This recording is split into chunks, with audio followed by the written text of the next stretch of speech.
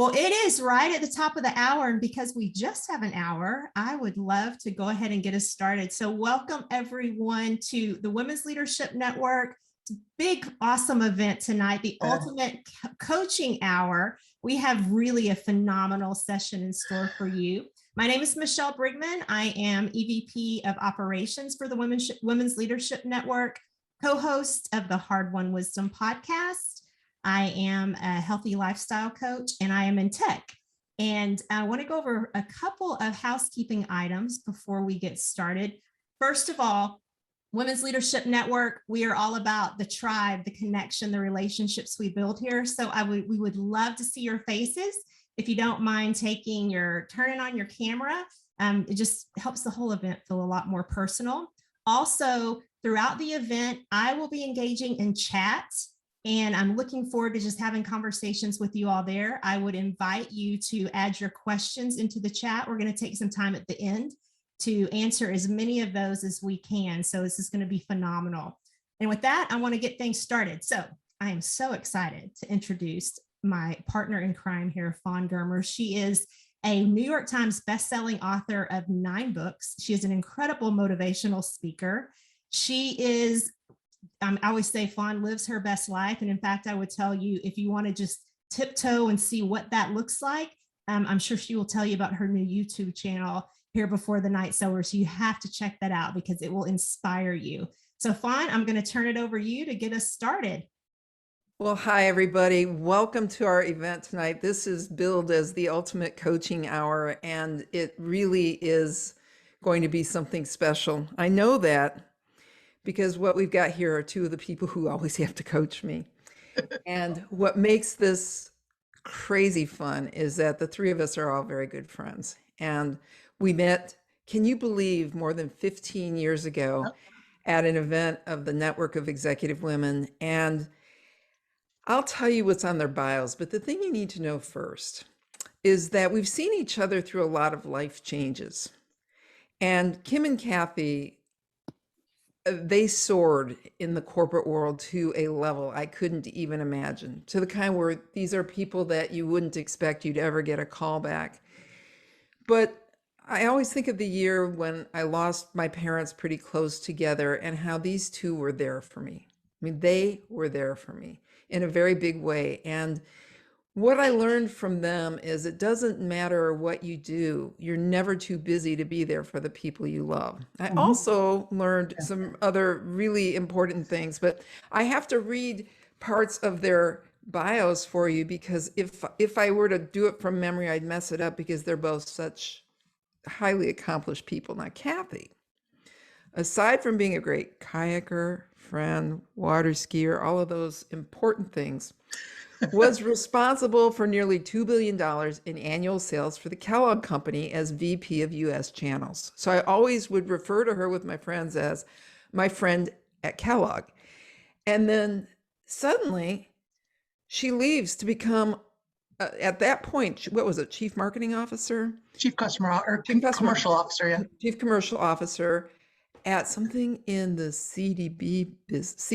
I always mix that up because of a pizza place here, but the CBD business. And then it expands into more and more. And she is now CEO of Simply Better Brands, which is a health, beauty, and wellness company. And she took that company public. This is from the beginning. And the story she just told before you got on there was hilarious. And I hope she tells some of that. Now, Kim's the one I have to really read this because there's so many titles in here. Right now, she's Chief Marketing and Strategy Officer for Aspire Brands. Hold that up. That's the new thing, right? Before that, she was Executive Vice President, Chief Marketing and Strategy Officer for Office Max. She was Chief Marketing Officer for Walgreens. She was CMO for Sarah Lee when I met her. She is such a wizard on so many things. And both of these women took huge risks to do something they had never done and found great success. So I knew their stories would be very inspiring because deep inside all of us is a dream that we are a little reluctant to pursue and we're a little afraid. And these are people who have the same self-doubts on occasion, but they beat them down and they've got enough confidence to go forward. So there's a lot to unpack with their stories. Eeny, meeny, miny, mo. Start with Kathy, your humble beginnings and, the defining moments that told you you could do more and be more. Yeah, no, thanks, Vaughn. We're just so excited to be here. Kim and I are friends, and you'll see that come across hopefully over the last hour.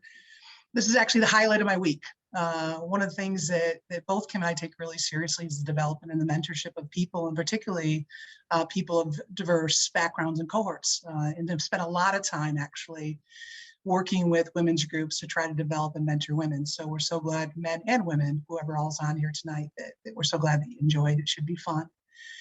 My background, I'll hit the professional part first, and then to Fawn's comment, I'll tap in a little bit personally because my roots do define me, at least where I started.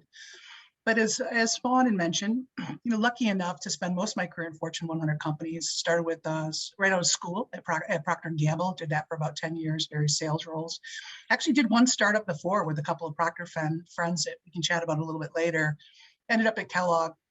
Spent about 20 years actually at Kellogg. I loved working at that company, and actually some of my leadership team are actually on the phone tonight, so we're really glad that they're here. Miss them dearly, and we're still friends, many of them today. Loved my experience at Kellogg. Did a variety of sales, marketing, general management roles. Very, very exciting. Worked across a variety of categories in virtually every class of trade in the United States, and then left now about 2 years ago. Ironically, with the Kellogg friend. So it's just how you pick up people as you go along the way. And what started as a brand, a CBD wellness brand we bought, has evolved now significantly. And we'll chat a little bit about the company as we go through, because I have learned and have failed in all those things that many careers include. Personally, I laughed because Fawn knows me too well. You have to be careful what you tell her. She sent me a question earlier and said, talk about, sleeping in the porch. And I'm like, oh gosh. So like a lot of families back in the 60s and 70s, we didn't have any money. I slept actually in the same bed with my two older brothers until I was 8 years old in a screened-in porch. That's very, very true. In Michigan. In Michigan, year round. What I will tell you is it's one of the reasons that I am who I am today. And I think I grew up in a family with lots of love, but also lots of discipline. And hard work was a very defined value. And it, without question, has been foundational in my career. So we'll chat about that a little bit throughout the evening, and you guys can ask any questions that you want. But that indeed, for me, Fawn, was a defining moment that I wanted to live a life that maybe ultimately looked a little bit different than that. And it wasn't the money. It was the stress that it put on my family trying to manage through the money. Right. Which gave you some lessons that you've taught a lot of people about. Yeah. And that's really sort of, Kim, different background. How about some defining moments for you? Well, I want to echo how pleased I am to be here and how special it is to be with Fawn and Kathy, who truly have been there for me through bumps and highs and lows, and we're going to talk about all that today. I started out my career really as a journalist from high school all the way through grad school, and I wrote 2 articles about Frito-Lay for freelance for Dallas Magazine. I ended up being an assistant brand manager on Doritos, and I think my fellow assistant brand manager is actually on the call tonight too. So that's how long my friendships go back. But I ended up having kind of an unusual career because I was a 360 consumer packaged goods person. I worked in manufacturers like Frito and Cadbury, Schweppes and Pepper 7-Up, Kimberly-Clark and Sara Lee. I worked as a retailer with Walgreens and Office Max, and I spent 9 years working for IRI, which is a data company that serves all of them. So I got kind of the bird's eye view of the whole industry. But I think the most defining things for me are that I was always someone who was curious and wanted to learn new things. So I always took opportunities that allowed me to really pursue that curiosity. And I was never one to like to manage and administrate. I always wanted to work on things that were transformational. So I, in my career, have worked on 6 acquisitions, $2 billion restructures, moved 2 companies to different states, was CEO of a company that was in bankruptcy. I was on 1 public, 4 private, 4 advisory, and 4 nonprofit boards. And a few years ago, decided I had had enough of all the big public company piece, which I still love and want to have a role in, but became an entrepreneur and joined the Aspire Healthy Energy Drinks group, which has given me another new 5-year trajectory of learning that is just something I hope to share more about tonight. But I would tell you that along the way, I've also been blessed by serendipity. If I had not accepted Fawn's invitation to go to Montana in January with Kathy and Colleen, who's on the call tonight, I would not have been introduced by Colleen to the man I married a year ago. Yeah. So you don't know when you make a certain decision, it's going to change the trajectory of your life. So a year ago, I got married, became a stepmom, became a step grandma in 1 year, talk about overachiever. And now I have this glorious family of both my husband and his kids and all of the Quattrokis and the whole family. And I have a whole new life I never expected to have at this stage in my life. So curiosity leads to some really interesting things.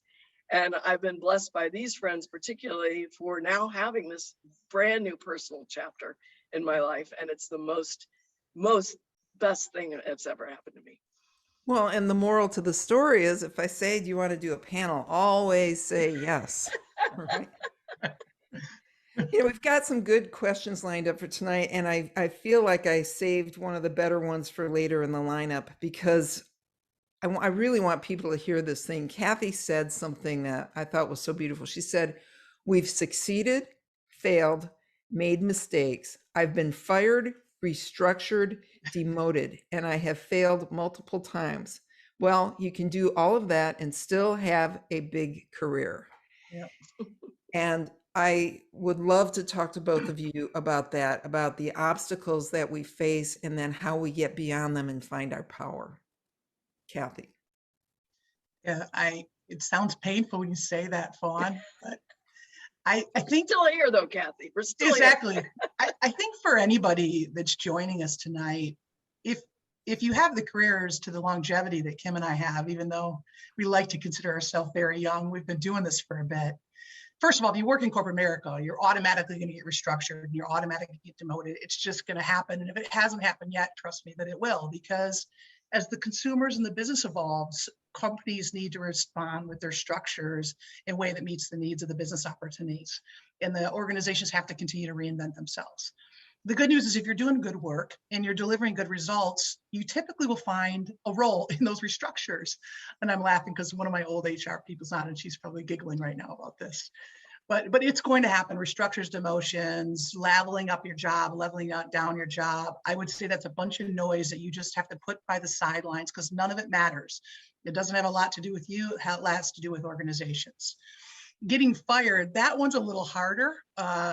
Often, many people do get fired at some point, and mine was just a disagreement with the future of the startup that I was working in. And I had my first son, and I wanted to work part-time, and it just didn't, we couldn't make that work, and we had to go in opposite directions, which I'm thrilled with because I spent 7 months at home with my son, which was a gift that a recovering workaholic probably never would have taken, right? And so sometimes these serendipitous moves, to Kim's point, actually come out much more on the brighter side. But I would say the biggest misstep that I made, and I wanted to share the story, and it was actually while I was at Kellogg. I was early on at Kellogg. And like a lot of people, feedback is a gift. And that's one thing I do want you to take away tonight. You hear it from other people, but it's only through great feedback that you become a better human and you become a better employee. And feedback truly is a gift, although it's painful. And I'll share one with you tonight that I wanted that was quite painful. I'd been working at Kellogg for a very short period of time, and it was probably the biggest role that I had in terms of people. And although I had had some success historically in delivering sales results and sales numbers, it was my original function and my passion. It was the first time I'd led a really big team. And the team, unfortunately, wasn't terribly diverse. This was a very white male-dominated team led by a woman for the first time.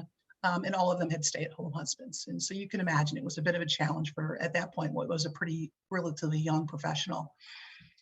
And I got called into my boss's office, and I thank him for this today, and I've thanked him since. And he said, Kathy, I have to have a conversation with you. Even though you have strong technical and functional skills, he said, and you can solve problems and other things that I call this the shit sandwich. They always start with something nice and then they give you the rest. He said, until you win the hearts and the minds of people on your team, you will never be a leader.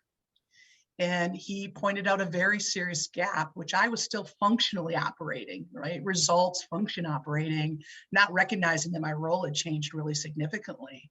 And that was a watershed moment for me. It made me evolve into a servant leader. It made me question and bring my authenticity to work. People that are on the phone that know me, I'm the exact same person at work as I am at home, because I think you engage people when you're real and you're authentic and they know who you are, your goods and your bads and your warts.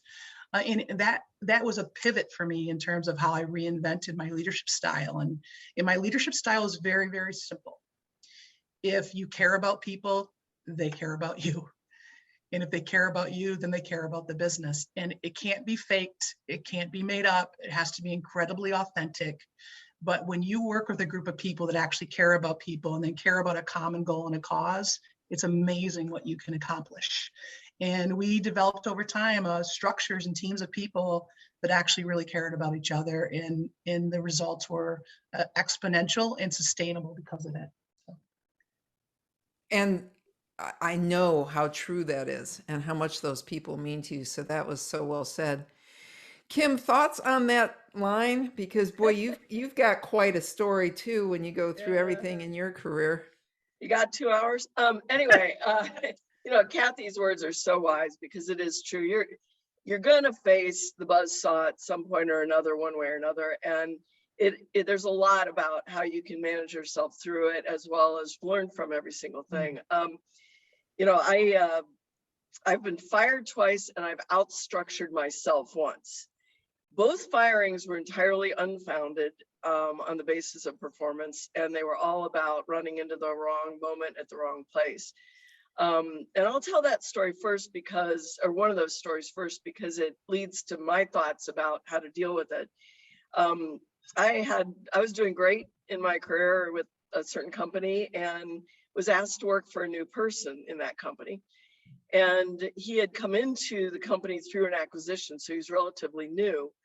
I learned within about 3 months, he had hired my replacement, put him in another department, and thought he could just fire me and put this person in my job. And HR said, oh, you can't do that. It's illegal.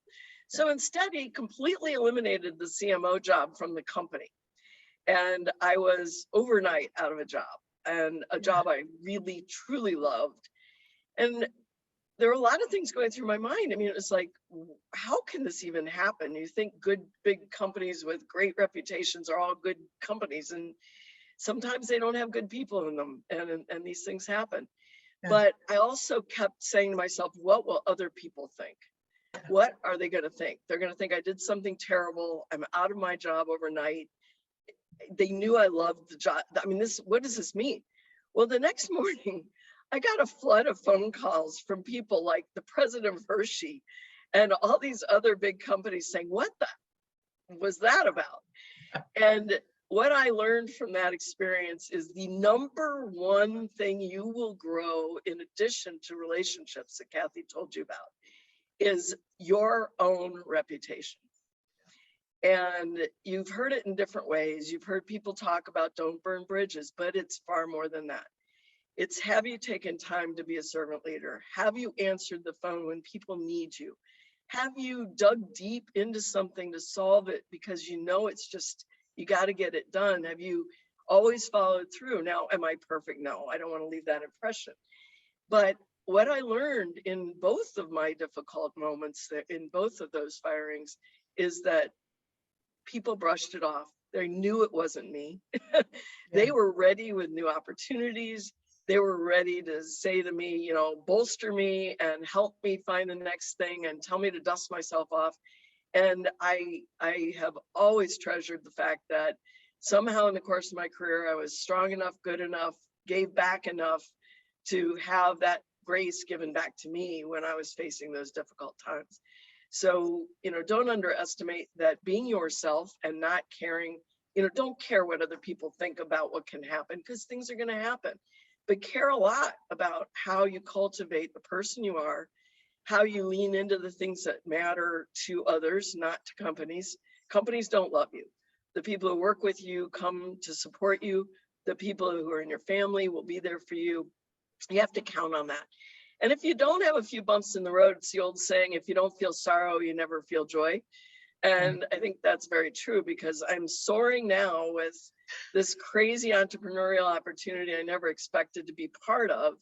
And every day is a challenge, don't get me wrong, but I'm confident for having been through the tough and the good times. So, make sure you're studying your reputation and building it for yourself and for the strength of the person you'll be when you look back on what I've now had as 37 years of my career. And, we know there are things we could be better at, do better at. And I think it's important to cultivate that along the way. But bumps in the road happen, and you got to dust yourself off and lean into the fact that you're a good person and you can make it to the next step. Those are beautiful ideas. And I want to hear a little about what you wish you knew when you were younger that you now know. But I want to share, before we do that, some of the very important things that I've learned from you all over the year. All right. Now, and these are very important things. Like, be careful, Fawn. No, Kathy taught me something. People, you do not get this lesson when it comes to basic networking. You have to know Kathy Casey. And it's this: when you go to a conference or an event, you don't wait till the end to leave, right? Like, when they have the closing speaker, right? No, you have to leave before then. You get your stuff, because it looks like you're far too important to stay. Oh, that's me. No, it's true. It's true. It's good advice. Well, she is important. And this one is good. And Kim, you and I messed this up one time. You never, ever, ever, ever at a networking event put your purse down at a table until you know who's going to be at that table. Because sometimes you wind up at the wrong table. So that was really good from her. And I know Kathy's going to talk about the live within your means thing, which was really important. Kim, you've taught me a lot of things. Like when you talked about, having lost your job that time, I remember I was doing the 3-day walk and I hit you up for a contribution. I didn't hear from you right away. And the minute you got that other job, man, a massive check came in the mail. And I was always grateful, because I hated asking people for money. You had to raise a certain amount. And I always knew if I could count on Kim, I didn't have to ask that many people. So it's like, you prioritize generosity. I love her for that. But the other thing, Go Red month. I'm going to hit you up for my Go Red contribution. How's that? We're in. I'll find a few shekels for you. But Colleen Moynihan, who's on this call, was with us when we did that panel in Montana, and we went snowmobiling, and I think it was Kathy that careened her snowmobile into a snowbank. Yes. So after she said, "Look at how good I am," right? But you got these 3 type A super executives, and Colleen is no schlub. She'll be on a future event. She's not showing herself at the moment because she thinks she went to the gym and is not presentable. But so we're all there, but they're both real. They're all 3 are real big shots, and they're like doing their management thing about how to solve this problem of the snowmobile in the bank. But the thing that Kim said was, to me, I was assigned to go uphill and watch for traffic coming in the other direction, because she says it's what is the line? The thing you're not looking for? The second train theory. You always get hit by the second train while you're working on the problem. That's the first problem. There's always another problem that comes along. Yeah. And so I had to watch watching for. Right. I had to watch for oncoming traffic, but that is such a great lesson for all of us in our lives. I have seen that happen again and again, and I think of Kim every time. So, okay, what is the hard-won wisdom that you all came up with that you want to share? Well, I would offer that, I have been blessed by all these opportunities to try these transformational things. But I definitely have learned that if you don't take risks, complacency is boring. Taking risk, people don't expect women to take the risks that we sometimes take. And so we get misinterpreted by being aggressive about wanting to fix things, change things, drive things, grow things. But that's where the learning is. If you don't bump up against things that are uncomfortable to you, you don't really stretch and learn. And I love looking back on the 2 or 3 meetings that were the hardest meetings I ever had, or the one person who I was just trying so hard to succeed with and work with. And those moments when they stretch you to that next level is really quite exhilarating. So, I would just say, don't let your career be all about being in control and being definable and predictable. And, look for those things that are gonna maybe be a little risky, maybe be a new learning curve, maybe seem to other people like, are you crazy? But I promise you're gonna be more well-rounded, more confident, better, stronger leader than you would be if you just continue to manage the status quo. Is kind of where my hard-won wisdom is. Let's take that one more turn, because I know a lot of people equate a lack of perfection with failure. And they hang on so tightly, not just professionally. In fact, it's worse when it's personally. They don't want a failure in their life. Right. And I failed so much at things, and wow, look where I got, right? It's I have a great life. I have fun because I don't have to be perfect. I can like myself as imperfect as I am. So have you had any lessons on perfection that you can share? Kathy? No, it's you, Kim. Oh, you're still with me? Yeah, I'm still here. I used to work really hard at that last 2%. And somebody once said to me, 90% done in half as much time is better than 100% done in, late. Now that's a really simple thing, but we're not saying don't be thoughtful about quality, but know which things matter and which things don't. And stop burning up extra hours. I used to be the first one in the office, the last one out. And I still am sometimes with this startup. I really am. But it's not for the same reason. I used to try to make every presentation just perfect.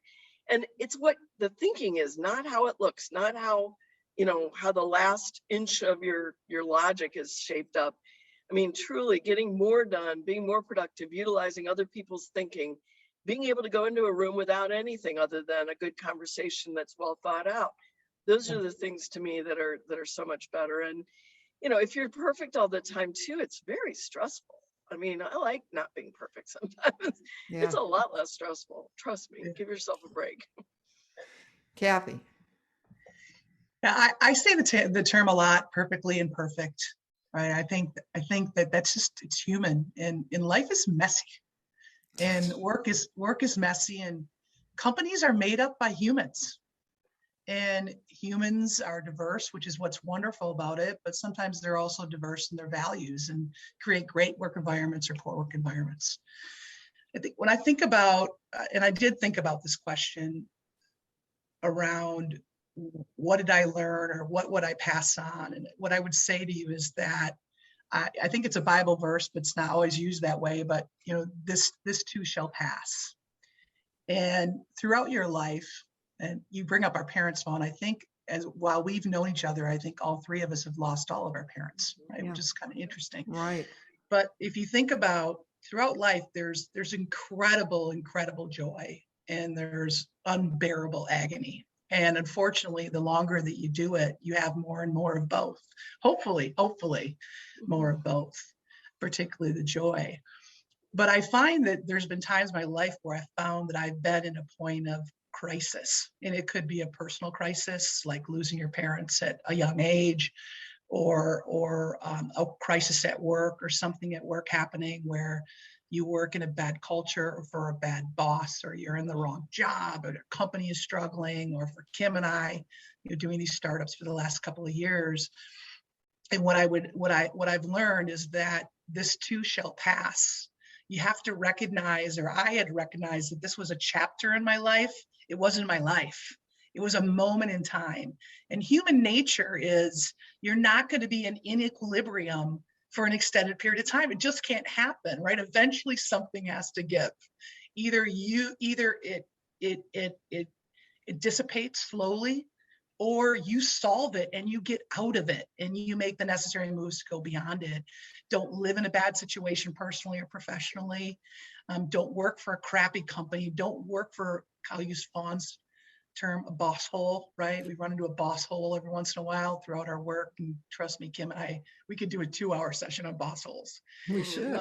Right. But I would say to you is that recognize that this too shall pass. So for me, what I found was when I get in a point where I feel like I'm out of balance or I'm in equilibrium or I'm having not a joyful moment, but maybe a bad day, a bad chapter, a bad experience, that I had to look into myself and said, what brings me joy and what gets me back to center? And for all of us, you know, how do you get back to who you authentically are? And for me, it's nutrition and it's sleep and it's exercise. It's being on or around the water and having a glass of wine with a really good friend or loved one. And I know that if I do those things really, really quickly, I'll get back to the person that I want to look at in the mirror and I recognize again. And so whether it's personally, professionally, you'll have these plateaus and they will go away. And for me, in that moment, if you can identify that then you can eventually and more quickly put it behind you. Yeah, I'd love to build on that a second. There's a good country western song that says, when the going gets tough, keep on going. And I love it because that's so it goes through my head, you know, it's like, you can't go back, you got to keep going. And, you know, the postscript on the person who let me go at this particular company is he went to another company, ran it to bankruptcy, went to another company, and 2 years ago was taken out of his job for having an inappropriate relationship with a subordinate.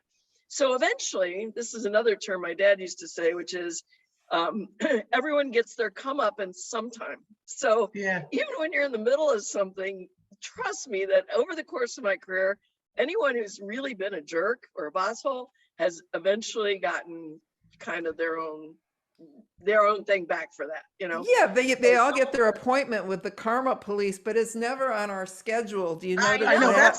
Right. That's the hard part. And how I wish you could say what that company was. Yeah, I'm not going to. I know you're not going to. It's a big one. You all know this company. I will say this though. One thing that's really, really important learning is don't work for people who have bad values and misappropriating their power. If you're in that situation, don't think it's going to get any better. It's not. Move, get out of it. Don't, you know, it's not always about being with the, you know, I can't leave because it's such a great company. It's not worth working with people who have really, really inauthentic values. It's just not. Well, and you know, I'm sorry, Fawn, I was just going to. I'm talking. All right, you first. That's all right. No. Sorry, it is. There's a little bit of a lag, so I apologize if I stepped over you. But I will say to your point that they do eventually get there. They do eventually get their own. The gentleman, the boss, I was talking about also got fired because of his behavior was so poorly. But I do have a regret, and I have a regret that when I have worked in a really unhealthy culture, which unfortunately has only happened a couple of times in my career, that I didn't get out sooner. I look back and go, why did you stay? Why didn't you leave? And so if there's any of you on the phone that are in an environment that you don't feel like it's the best for your mental, professional, or emotional health, just try to solve for how you can get out of that as quickly as you can and go to the people in your life that matter to you, and they'll give you the support that you need and the strength that you need to be able to make that happen. Right. That is beautiful. And I've always told people when I'm speaking, it's the same thing, whether it's relationship with your work or your home relationship. Same thing. We're scared to dive in to the thing that we don't know. The devil we know is better than the devil we don't know. You go through all of these fear theories in your head, and they keep you absolutely stuck. I think the only thing that I wanted to add to what Kim was saying before was that it's a very big company, and Kim did something so big for that company that impacts all of our lives. So she was hitting such home runs and still got fired and got screwed. It is shocking what can happen in the workplace that is unfair, and it doesn't mean that you're undeserving or that you're not doing great work. Mhm. It just means that sometimes you're working in very dysfunctional situations, and you just have to wait for the karma cops to get moving on those things. Yeah, but I will say this, I don't dwell on it at all. I do look, I am hurt by it. There's no question. I was really, really, really disappointed about it. But I went on to have some just extraordinary Yeah. experiences. And by the way, I never shied from telling why I left these companies. I never tried to hide behind, well, it was a thing. I just told them. Every recruiter, that, well, why are you leaving that company? Well, let me tell you. I'm going to just tell you the short and sweet version of that, because I think you told me this once, Kathy. If you never lie, you never have to make up anything. I mean, Yeah. you just go into it. And if they don't like it, all they can do is they should be looking at you and going, wow, what a strong person with great values is moving along. And, Yeah. I talk to people all the time who are trying to explain why their situation was a situation. I said, just say what it was. And it's amazing how quickly you can get past that part and on to a better interview. Well, and doing that requires a big degree of self-identity. And I love how I have watched you both grow that, because over time, I have seen you develop so many different facets of yourself. You're no longer, and I've seen this. Kathy was quicker to this. Kim, you really did dive into it, though. You're not your title, and you have learned so much about balancing your life. And both of your stories are so great. And I don't know who to touch first. So whoever talks first, let's talk about what you learned about making decisions to honor harmony, balance, and those things in your life. Let Kathy go first. She's much better at it than I was. Well, you've got I don't think a so. good story too. Yeah, well, the term I used, and I hate to label myself because you are what you label yourself. So it's actually something I'm personally working on right now. So it doesn't matter what careers you've had, guys. Life is a journey. I'm trying to become the best version of myself through great support and try to have a great level of self-awareness as much as I possibly can. And I'm working on not labeling myself or other people, because you become the labels that you think you are. And so I started to prepare and say, well, I'm a recovering workaholic. And I said, don't say that, because that's not, you're labeling yourself. But Fawn knows this story. It's actually in one of her books. We, at times throughout my career, I love to work. And I say to my dad, you could have, I didn't have to go through that line twice, that work hard line. I'd like a little less work ethic sometimes. And I did at one point. This is now about 12 years ago. I did at a point get to where I felt that my work was unhealthy. I was working in this environment with this boss hole I told you about. And what happens is when you have a leader that creates a poor environment, then they also create an environment that's based upon fear. And then people, they don't do their best work, but then they're also working so much because they're just trying to not get fired, right? It's very, very uncomfortable. And I remember actually having a couple conversations with Fawn, who's a good mentor of mine. And eventually I said, enough. Not only was I stressed, I thought that was affecting my health, but you also have families and loved ones that you're bringing that stress home to. And now you're passing that, unfortunately, that turd onto them as well, which just isn't fair, right? It just isn't fair. And so I did actually go into the office. I had one boss and another boss. I had two bosses. And I actually did go into the very talented boss and said, hey, I'm just not going to do this anymore. And as someone, to Kim's point, that, your lifelong type A's, your lifelong, I'll call it whatever, engaged employees, you try to be overachievers, you don't want to fail. And I was willing to give up my job and my career versus working for this person. So you can imagine how far it had gotten. And I did actually go in there and said, hey, we've got a couple of options. I either need another assignment or I'm going to leave.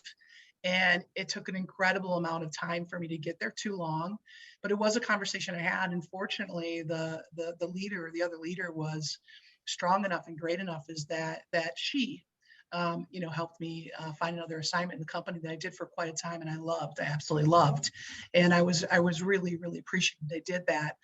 But we've had some conversations. I think we've hit this a little bit. We can go on to some other topics, but don't stay in a situation that's unhealthy for you and for your family, and try to figure out a plan on how to get out. Now, I will follow this up with a piece of advice that Fawn referenced that I do use and do talk about sometimes when I particularly mentor younger employees.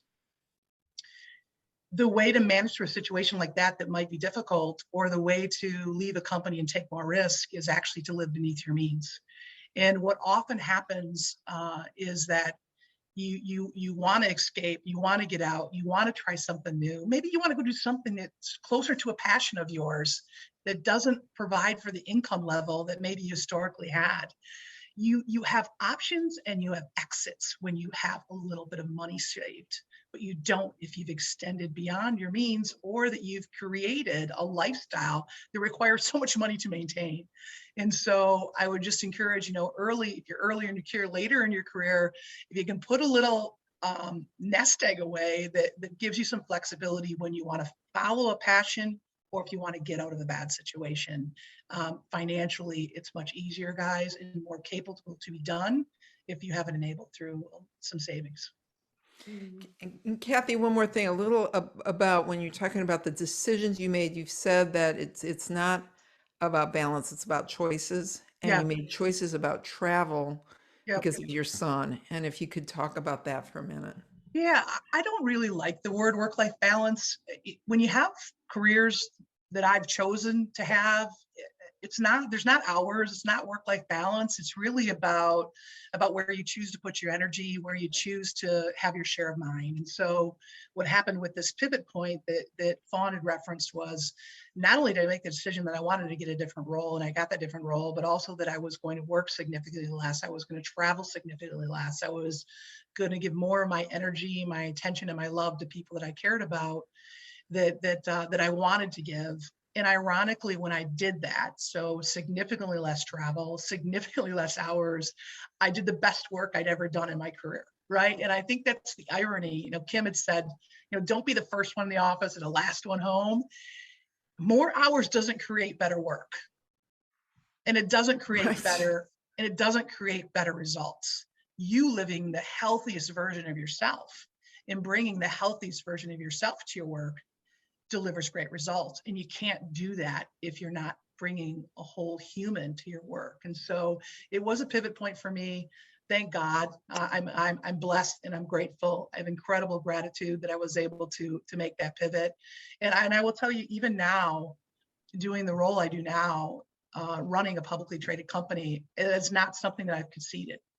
I will not give up my health, my self-care, and I will not work more hours than what I'm comfortable with on a consistent basis. Of course, things always happen, but I've stayed true to that, and it's enriched my life tremendously. Yeah, I'm so proud of that when I hear that. When I first got to know Kim, I was interviewing her for a book, and Kim was talking about maybe not having the most interesting conversation to add to a cocktail party or when she's with her mom. So start with that, and then let's talk about how you have added many dimensions to your life. Yeah, well, maybe I'm still I spent 10 years of my life I wasted, basically. I was working so hard, especially on 4 acquisitions in a row and integrations. And I was so enthusiastic about it and so driven by it that I gave up 5 years of vacation. 5 years I did not go on vacation. I would take a day off to go to the dentist, but that was it. So I had no vacation. I was working my buns off. I never had anything interesting to talk about because I had no other interests for years. And I was conscious of it, but I also I was so, at that moment, so entrenched in, we got to merge this and integrate that. And it's great learning for me. And I was learning a lot, but I was becoming an empty soul. So I met someone I married from work, worked too hard, gave up vacation, didn't really marry the right person. And it was just an empty life. So at one point, finally, when I changed jobs, I said, boy, I'm going to do this differently this time. And it was a change of everything. I got divorced. I got a new job. I moved to Chicago. And I said, okay, I lost 40 pounds. I started saying Tuesdays are for tennis, Wednesdays are for yoga. I carved out more time to talk to friends I hadn't talked to in years. I took vacations, even by myself, which if you don't do that, don't be embarrassed to go on vacation by yourself. Go to Canyon Ranch. It's a lot of fun. A lot of other women there. It's a great time. Or get your best buddies and go. There's someone on this call who's been in 4 countries with me. I just get your best buddy who's willing to go somewhere. But I leaned into the fact that I had wasted all those years, and I just said, no more. I'm going to really define what matters to me the most. And I still worked hard. As Kathy said, you're still going to work hard. You're still going to achieve, but really trying to find those boundaries and define what's priority for you. The one thing I did not solve for in the next 10 years I was divorced for 20 years. I could not find time to meet somebody meaningful to marry. I met a lot of people to date. One person I dated for 8 years, and it was great, but not someone I wanted to marry. It was not until I chose to be an entrepreneur, where I had complete control of my own schedule and complete choice about what I was going to make, that I had time to go with Fawn to Montana and Kathy and Colleen. And I put myself out there one night. We were at this lodge that they put us up at. And I said, look, I am so tired of eHarmony. If anybody knows anybody, I won't embarrass you, I promise. And 3 months later, Colleen called me and said, one of my best friends I've known for 30 years is moving to Chicago. Would you like to meet him? I was like, yeah, why not? And then I ended up marrying him. So you have to find time to find the things that matter to you, for you, but you got to carve out some boundaries too. And I think every day I fill my days even more with everything, because I got years to make up for. I want to ask something about the transition into the unknown that y'all made, but I want to make sure that the people who are listening, if you have questions, throw them in the chat so that Michelle can present them to us in a minute. So just, Kathy, you had been with Kellogg for 20 years, was it? Yeah, 20 years. 20 years. You're a year away from retiring, right? And but you got a good offer, and you said, yeah, I think I'm going to do this. And now you tell me y'all didn't even have a customer when you started. Not one customer. I would have bought something. Yeah, well, Kim and I can chat now a little bit about entrepreneurship. And I will tell you, it is, I think one of my biggest surprises was how emotional it was. Because you come from a background of big companies and structures and systems and processes and actually bank accounts with cash in them, and they're the highs and lows. The highs are amazing, the lows are low. I after being at Kellogg for 20 years, I really, like Kim, I've tried to be a lifelong learner. I'm inherently intellectually curious, and I do love a good challenge. Business is actually a hobby for me. I love solving problems and business development and trying to figure things out, and no day is ever the same. And so I felt like, candidly, at Kellogg, not only did I not believe that my career was going to get bigger than what it was at Kellogg, that I had plateaued to the level that I was, but that I really wanted to continue to learn and wanted to engage. And so that was why I left. And those were great years. And I thank Kellogg for them and for the friends as well. But I was telling Fawn, I go, we started, and you pull up your laptop in the morning and you sit there and you wait for an email to show up. You're like,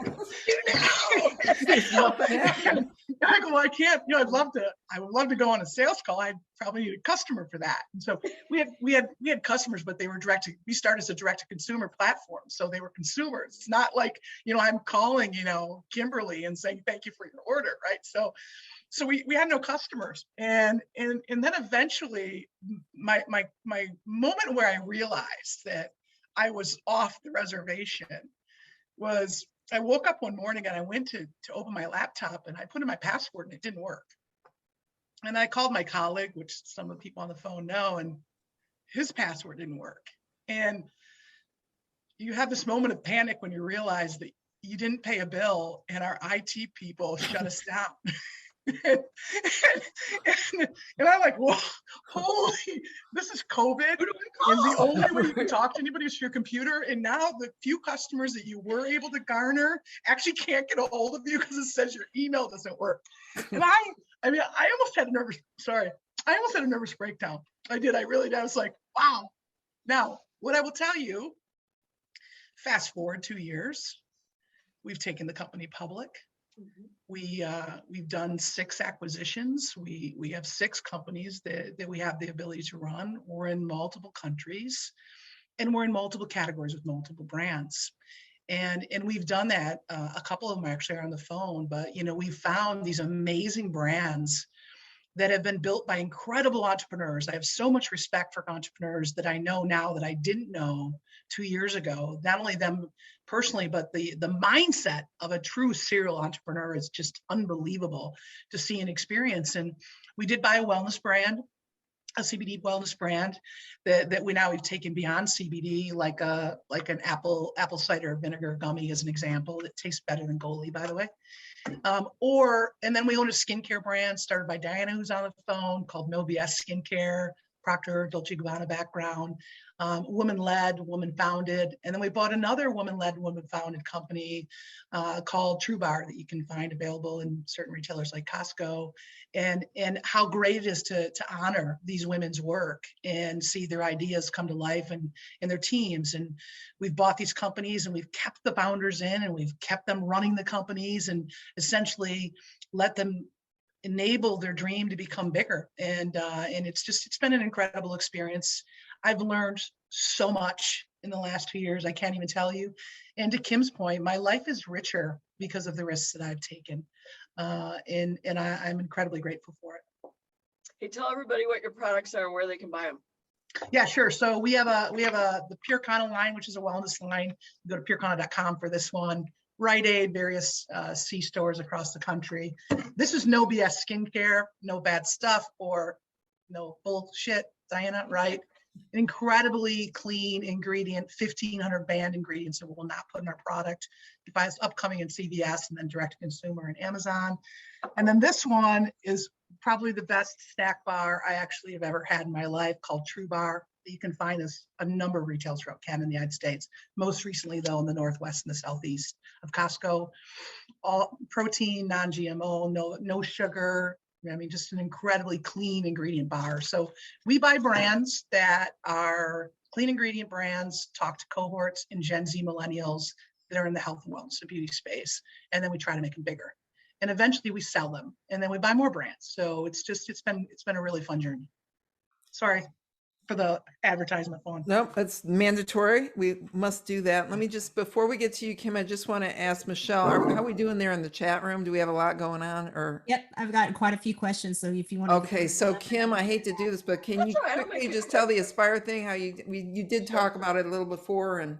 Yeah, I'll make it really quick. So it's a healthy energy drink with no calories, sugar, or carbs like Kathy's product. It's a natural green tea caffeine, but it's 80 milligrams and it's designed for women so that you can drink it every day, multiple times a day and not get jitters or crash. But I met these guys when I was on the board of Roundy's. They wanted to get into Mariano's, which is a Chicago-based retailer. And I was like, I can't just say yes, give me some products. So they dump half a truck on the front of my house. And I drink it for 3 days, fall totally in love with it because the vitamins in it really give you alertness and focus as well. And called them and said, okay, I'll bite. So I started investing. I got on the board. I'm still the lead investor in the company. About 4 years ago, I joined full-time. And we always joked about the march to world domination, but like Kathy, when I joined, we were under 250,000 in revenue. We will be very, very, very large this year. We were up 30 during COVID. We doubled last year. We're tripling this year. We're on our big vertical scale now. So we are national now. We just launched Sam's Club nationally, and we're in retailers in most other states. So anyway, it's been a joy to take my Cadbury and Pepper Days beverage experience and bring it to something with a founder who's just got an amazing passion with a great product. So that's my short story. I love Lisa Devereaux's in the chat room pumping up our Aspire brand. Thank you, Lisa. She's going to be your chief spokesperson. Okay, Michelle. All right. So awesome. Thanks everybody that's been participating in the chat. A couple of questions I'd call out. All right. Number one, how do you define retirement differently now, since it's not kicking up your feet and not staying involved? So how would you define retirement? Because we've got a couple folks on the line that they're looking at retirement.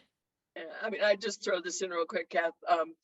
I will never retire, whatever that means, because what I've learned is when you're in the corporate grind, you think of the stopping point is retire. You've got to start thinking before you go out of that moment what your next purpose is going to be. It could be committing your time to a charity. It could be starting as an advisor of an early stage company like I did and end up working for it. But what I see now is I've invested a lot in this, both personally and financially. I hope it will exit successfully. And then I intend to become a venture capitalist investing in women-owned businesses because they do not get enough funding. So I already see my next career, and it just keeps unfolding when you allow yourself to think about what you love. I hear that, Leslie Young? Yeah, similarly, I think it's your own definition of retirement. I love being intellectually stimulated, and it would be really, I don't see me, I wouldn't be happy being on a beach in Cancun. And I'm a horrible golfer, so I don't think that would work. My next chapter, similar to Kim, I'd like to not necessarily feel like I had to work full time every day. We love to travel. I'd love to spend more time traveling, in like a month in Italy, like real travel. But I would envision, my vision is I'll do this until it no longer makes sense, and then join a couple of boards, so you can still be intellectually stimulated, feel like you still can contribute, but maybe not work full time. In addition, like Kim, I have great passion for single moms. It's always been a soft spot for mine. I've had many women, single moms, work for me over my career, and I see how much of a struggle it is when they can't fail. And I would see me in a nonprofit contribution around single moms, but never retire. Awesome. Oh, Find it. Thanks. Go ahead. I just want to say, Kim said that with all the success of Aspire, that should be the company that helps her to buy her island. And I've told her that when I retire, that's where I'm going to put my double wide, is on her island. Awesome. Hey, thanks, Shannon, for that question. I have another one from Renee. She's asking, start a new company, start a new job, and they expect you to know everything immediately. So what advice would you give to figure out how do you onboard quickly, remain competent, show your competence and feel confident in being able to make a difference in a new environment? You want me to take that, Kim? Sure. Yeah. I'm a big fan of using your resources. I always say to people, you can figure stuff out on your own, but you'll figure out a lot faster if you ask people. And so if I joined a brand new company today, I would immediately assess the people that were at that company and find a mate as fast as I could. There are people in that company that know the company, they know how it works, they know the culture, they know who has the power, they know what's valued. Here's where I would say, just grab yourself a good partner, build a relationship quickly, make sure that the relationship is reciprocal over time, that if they help you at first, that you help them later. But the fastest way to get acclimated efficiently and accurately is to attach yourself to somebody who's in the company already. And I just build on that to say that there's a great, it might even be from Fawn. You don't want a mentor, you want a sponsor. You want somebody who you go to and say, I need to learn this, this, and this quickly. How's my best way to do that? Where should I go next? What should I know what to do, but I need to get engaged in a way that'll be effective. So finding that person, as Kathy said, but really finding a sponsor.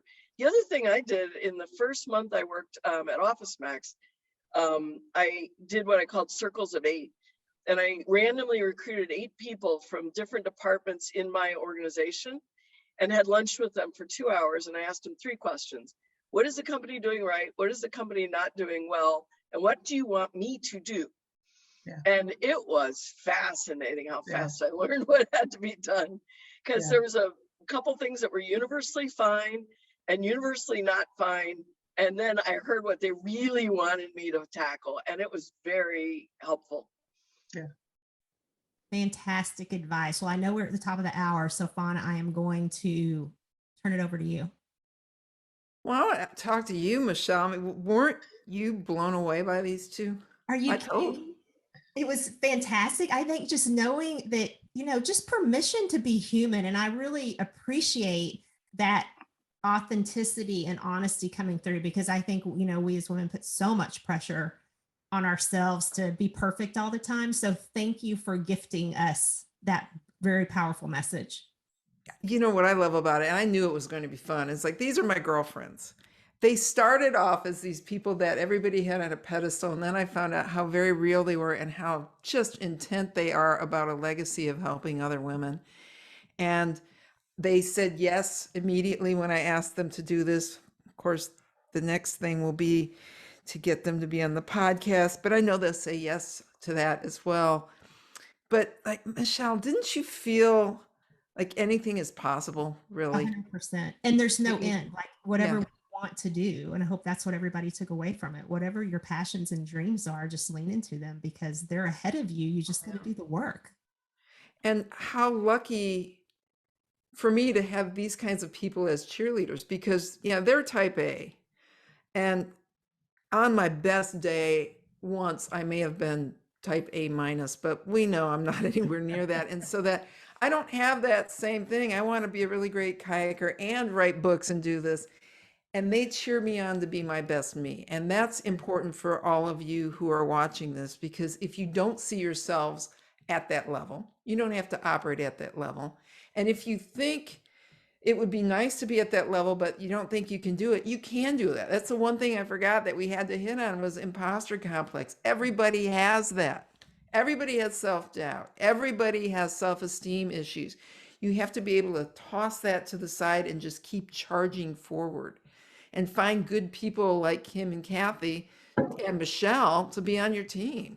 Well, I think it's a great time too, Fawn, to just remind them of the podcast and Women's Leadership Network, because it came up a pretty strong message in the chat. People are looking for a connection of empowering women that are going to lift them up and letting them know that this is here for them. Well, we're just getting going, and I'm so pleased that y'all showed up tonight. Thank you. Please stay in touch with us. And Kim and Kathy, we love you. We have to have a shout out to our producers, AJ Alaganero and Ashley Boyd Thompson. What wonderful people who have helped us to be successful. And I'm crazy about my partner, Michelle, in this adventure we've had with the Hard Won Wisdom podcast, and then here on the Women's Leadership Network. So, and we've got a next event coming before. Oh yeah, let's not forget. They talked about Aspire and the Simply Better brands. We got to talk about William Arruda, don't we? Yep. Yeah. Because speaking of brands, it's about our personal brand, and William Arruda is really the super guru on your personal brand, which Kim and Kathy could probably talk about that extensively too, about how important that is. But this will be on the 28th of this month at lunchtime. You'll be hearing about that. Hope to see you all soon. Anything else, Michelle? That is it. Thank you, everyone. You have a lovely evening. Until next time, we'll see you soon. Yes. Yeah. Kathy Carlson, if you're still there, stay on. So thank you. Thank you, everybody.